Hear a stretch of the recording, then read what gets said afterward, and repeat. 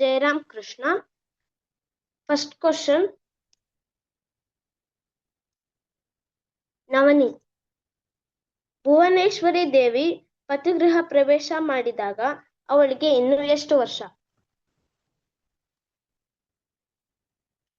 ಭುವನೇಶ್ವರಿ ದೇವಿ ಮದುವೆಯಾಗಿ ಪತಿಗೃಹ ಪ್ರವೇಶ ಮಾಡಿದಾಗ ಅವಳಿಗಿನ್ನೂ 10 ವರ್ಷವಷ್ಟೇ. ಸರಿಯಾಗಿದೆ.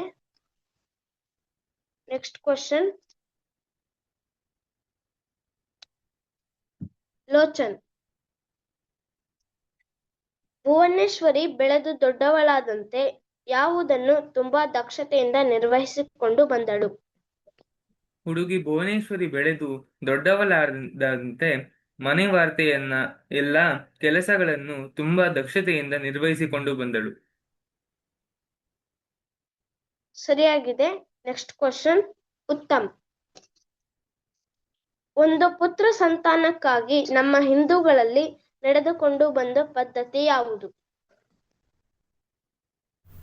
ತಮ್ಮ ಬಯಕೆಗಳನ್ನು ಕುಲದೇವತೆಯ ಮುಂದಿಟ್ಟು, ಇಲ್ಲವೇ ಆ ವಿಶೇಷ ಬಯಕೆಗಳನ್ನು ಸುಲಭವಾಗಿ ಈಡೇರಿಸಿಕೊಡಬಲ್ಲ ಇನ್ನಾವುದೇ ದೇವತೆಯ ಮುಂದಿಟ್ಟು ಪ್ರಾರ್ಥಿಸಿಕೊಳ್ಳುವುದು.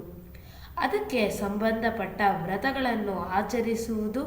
ಇದು ಹಿಂದೂಗಳಲ್ಲಿ ಅನಾದಿಯಿಂದ ನಡೆದುಕೊಂಡು ಬಂದ ಪದ್ಧತಿ. ಸರಿಯಾಗಿದೆ. Next question, Gautam. ಮನೆ ವಾರ್ತೆಯ ಕೆಲಸಗಳನ್ನು ಮಾಡುತ್ತಿರುವಾಗಲೂ ಏನೆಂದು ಪ್ರಾರ್ಥಿಸಿಕೊಳ್ಳುತ್ತಿದ್ದಳು? ಮನೆ ವಾರ್ತೆಯ ಕೆಲಸ ಕಾರ್ಯಗಳನ್ನು ಮಾಡುತ್ತಿರುವಾಗಲೂ ಮನಸ್ಸಿನಲ್ಲೆಲ್ಲ ಹೇ ದೇವ, ನನಗೊಂದು ಗಂಡು ಸಂತಾನವನ್ನು ದಯಪಾಲಿಸು ಎಂದು ಪ್ರಾರ್ಥಿಸುತ್ತಿದ್ದಳು. ಸರಿಯಾಗಿದೆ. ನೆಕ್ಸ್ಟ್ ಕ್ವಶನ್, ಆದ್ಯ. ಭುವನೇಶ್ವರಿಯ ಚಿಕ್ಕಮ್ಮ ಏನೆಂದು ಪತ್ರ ಬರೆದಳು?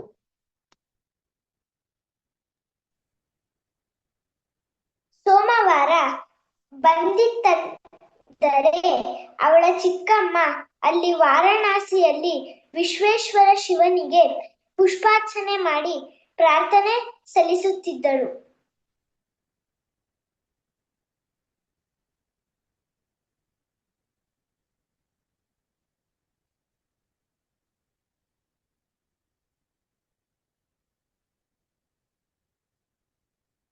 ಅಲ್ಲಿ ಅವರು ಉತ್ತರ ಬರ್ದಿಲ್ಲ. ಅಲ್ಲಿ ಆದ್ಯ ಹೇಳಿರೋದ್ರಲ್ಲಿ.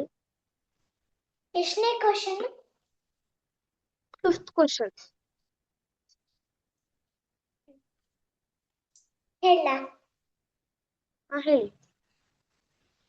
ಅದಕ್ಕೆ ಅವಳ ಚಿಕ್ಕಮ್ಮ ಒಪ್ಪಿಕೊಂಡು, ನಾನಿಲ್ಲಿ ಪ್ರತಿ ಸೋಮವಾರ ವೀರೇಶ್ವರ ಶಿವನಿಗೆ ಪೂಜೆ ಸಲ್ಲಿಸುತ್ತಿದ್ದೇನೆ. ನೀನು ಅದೇ ದಿನ ಅದೇ ಸಮಯಕ್ಕೆ ಸರಿಯಾಗಿ ಮನೆಯಲ್ಲೇ ವಿಶೇಷ ವ್ರತ ನಿಯಮಗಳನ್ನಾಚರಿಸಿ ಪ್ರಾರ್ಥನೆ ಮಾಡುತ್ತಿರು ಎಂದು ಉತ್ತರ ಬರೆದಳು. ಸರಿಯಾಗಿದೆ. Next question, Bharat. ಸೋಮವಾರ ಬಂದಿತೆಂದರೆ ಭುವನೇಶ್ವರಿಯ ಚಿಕ್ಕಮ್ಮ ವಾರಣಾಸಿಯಲ್ಲಿ ಏನು ಮಾಡುತ್ತಿದ್ದಳು?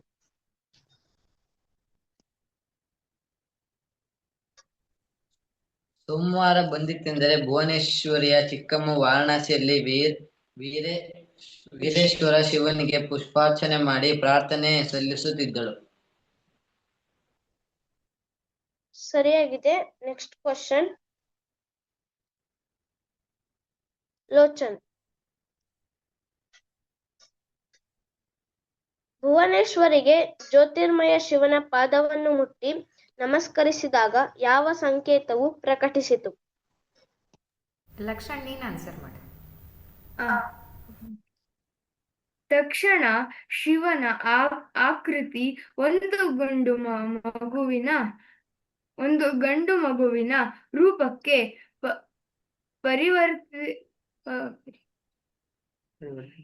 ಪರಿವರ್ತಿತವಾಯಿತು. ತಾನು ಅವಳ ಮಗನಾಗಿ ಜನಿಸುತ್ತೇನೆ ಎಂಬುದರ ಸಂಕೇತವೇ ಇದು. ತನ್ನ ಹೃತ್ಪೂರ್ವಕ ಪ್ರಾರ್ಥನೆಗೆ ಸ್ವಯಂ ವೀರೇಶ್ವರ ಶಿವನೇ ಈ ಈ ಸ್ವಪ್ನ ದರ್ಶನ ಮೂಲಕ ಉತ್ತರವನ್ನು ಪ್ರಕಟಪಡಿಸಿದ್ದಾನೆ ಎಂದು ಭುವನೇಶ್ವರಿಗೆ ನಂಬಿಕೆಯಾಯಿತು. ಸರಿಯಾಗಿದೆ. ನೆಕ್ಸ್ಟ್ ಕ್ವಶನ್ ಆದ್ಯ.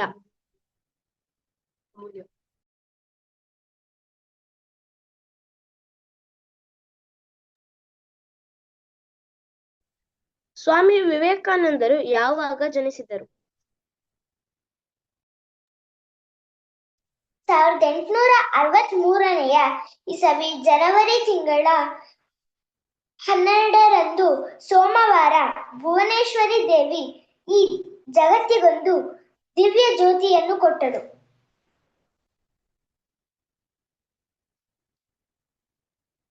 ಸರಿಯಾಗಿದೆ. Next question Gautam.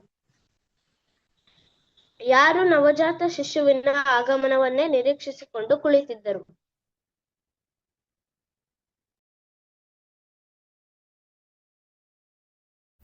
ಅಮೂಲ್ಯ ಆನ್ಸರ್ ಮಾಡ್ತೀಯಾ?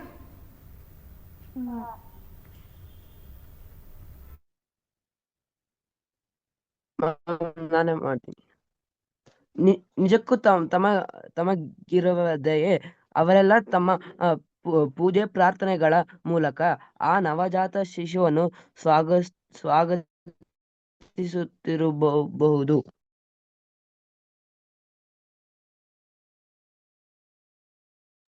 ಸರಿಯಾಗಿದೆ. ನೆಕ್ಸ್ಟ್ ಕ್ವಶನ್ ನವನಿ. ಎಲ್ಲರಿಗೂ ಮಗುವಿನ ಯಾವ ಹೆಸರು ಒಪ್ಪಿಗೆಯಾಯಿತು? ಮಗುವಿಗೆ ದುರ್ಗಾಪ್ರಸಾದ ಎಂದು ಅದರ ತಾತನ ಹೆಸರನ್ನೇ ಇಡುವುದೆಂಬ ಅಭಿಪ್ರಾಯ ಮೂಡಿತು.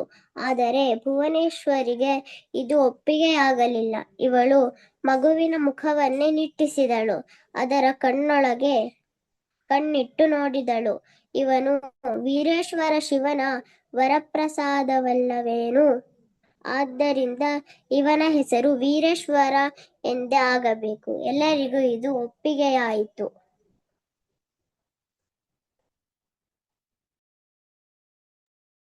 ಸರಿ ಇದೆ. ನೆಕ್ಸ್ಟ್ ಕ್ವಶನ್ ಅಮೂಲ್ಯ. ಅಮೂಲ್ಯ ಇವಾಗ ಆಯ್ತು. ಗೌತಮ ಅಮೂಲ್ಯ ಬೇರೆಯವ್ರಿಗೆ ಕೇಳ್ಬೋದು. ಲಕ್ಷಣ್. ಅವನಿನ್ನು 3 ವರ್ಷದ ಬಾಲಕನಾಗಿರುವಾಗಲೇ ಯಾವ ದೂರುಗಳು ಬರಲಾರಂಭವಾಯಿತು? ಅವನಿನ್ನು 3 ವರ್ಷದ ಬಾಲಕನಾಗಿರುವಾಗಲೇ ಮನೆಯ ನಾರಿಕುಲದಿಂದ ಭುವನೇಶ್ವರಿಗೆ ದೂರುಗಳು ಬರಲಾರಂಭವಾಯಿತು.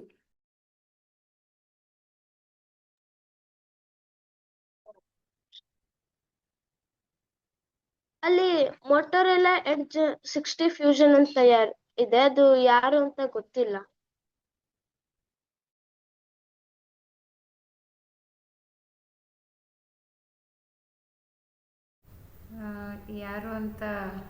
ಯಾರು ಆನ್ಸರ್ ಮಾಡ್ತಿಲ್ಲ, ಅವರನ್ನು ಬಿಡ್ಬೋದು.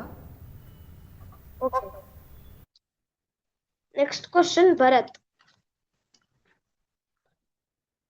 ತಾಯಿ ಭುವನೇಶ್ವರಿಯು ಮಗು ರಂಪಾಟ ಮಾಡಿದಾಗ ಏನೆಂದು ಹೆದರಿಸುತ್ತಿದ್ದಳು? ತಾಯಿ ಭುವನೇಶ್ವರಿಯು ಮಗು ರಂಪಾಟ ಮಾಡಿದಾಗ ನೋಡು, ನೀನು ಇದೇ ರೀತಿ ರಂಪ ಮಾಡುತ್ತಿದ್ದರೆ ಶಿವ ನಿನ್ನನ್ನು ಕೈಲಾಸಕ್ಕೆ ಸೇರಿಸುವುದಿಲ್ಲ ಎಂದು ಹೆದರಿಸುತ್ತಿದ್ದಳು. ಸರಿಯಾಗಿದೆ. Next question Uttam. ಯಾರಾದರೂ ಸಾಧುಗಳು ಮನೆಗೆ ಬಂದರೆ ಭುವನೇಶ್ವರಿ ಏನು ಮಾಡುತ್ತಿದ್ದಳು ಮತ್ತು ಏಕೆ?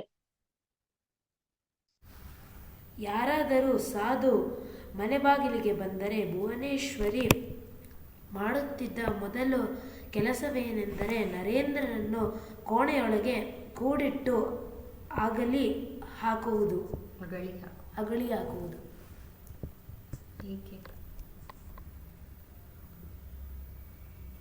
ನರೇಂದ್ರ ಸಿಕ್ಕಿದ್ದನ್ನೆಲ್ಲ ಎತ್ತೆತ್ತಿ ಕೊಡುವುದು.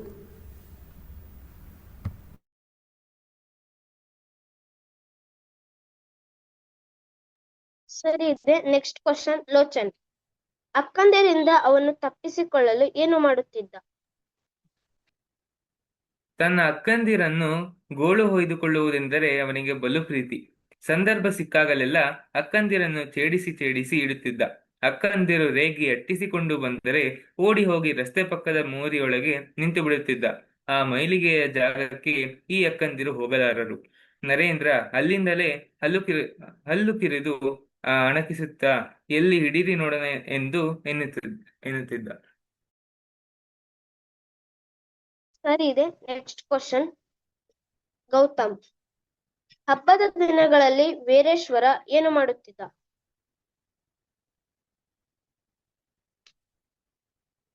ಕ್ವಶನ್ ಸಿಕ್ಕಿಲ್ಲ. ಬೇರೆಯವ್ರಿಗೆ ಕೇಳು ಅನಿರುದ್ಧ.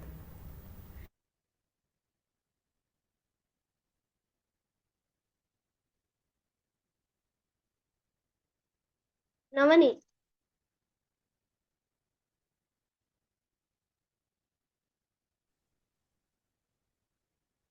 ಕ್ವಶನ್ ರಿಪೀಟ್ ಮಾಡ್ಬೇಕಾ?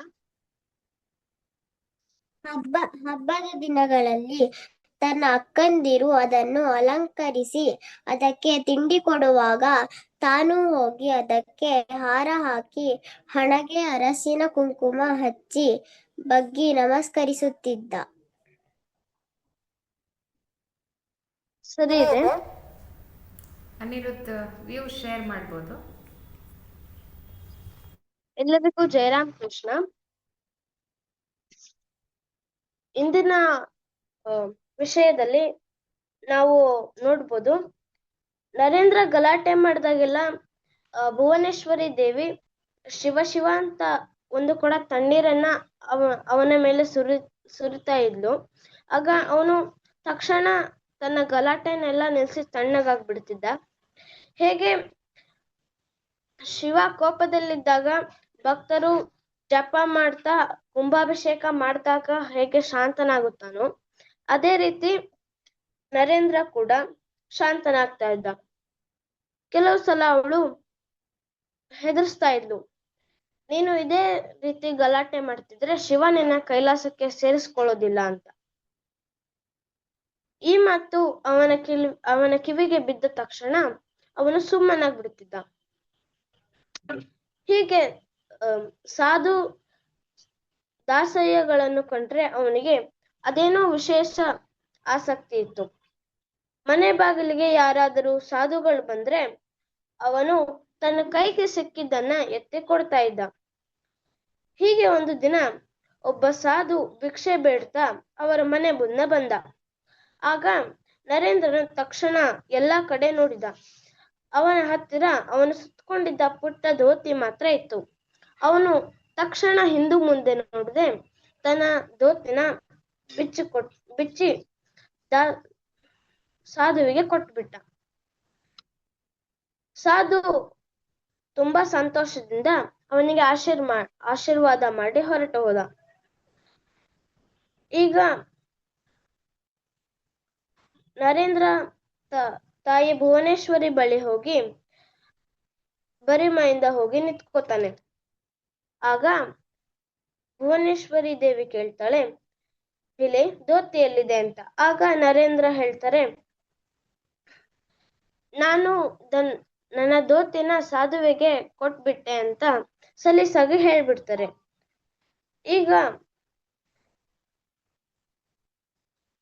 ಭುವನೇಶ್ವರಿ ದೇವಿಗೆ ಗೊತ್ತಾಗತ್ತೆ, ಈಗ ನರೇಂದ್ರನಿಗೆ ಸಾಧು ಮತ್ತು ಸಂತರನ್ನ ಕಂಡ್ರೆ ಜಾಸ್ತಿ ಆಸಕ್ತಿ ಇದೆ, ಅವನು ದಾನ ಧರ್ಮನ ಜಾಸ್ತಿ ಮಾಡ್ತಾನೆ ಅಂತ ಗೊತ್ತಾಗುತ್ತೆ. ಈ 2 ಪಾಯಿಂಟು ನಂಗೆ ಇಷ್ಟ ಆಯ್ತು. ಜಯರಾಮ್ ಕೃಷ್ಣ. ಜೈಕಾರದೊಂದಿಗೆ ಇವತ್ತಿನ ಅಧ್ಯಯನ ಕೇಂದ್ರನ ಸಂಪನ್ನಗೊಳಿಸೋಣ. ಓಂ ಪ್ರಿಯತಾಂ ಪುಂಡರೀಕಾಕ್ಷಃ ಸರ್ವಯಜ್ಞೇಶ್ವರೋ ಹರಿಃ ತಸ್ಮಿನ್ ತುಷ್ಟೇ ಜಗತ್ತಿಷ್ಟಂ प्रेणिते प्रेणितं जगतत् हरिः ओं तत्सत् श्रीरामकृष्णार्पणमस्तु। जय श्री गुरु महाराज जी की जय। जय श्री महामाई की जय। जय श्री स्वामी जी महाराज जी की जय।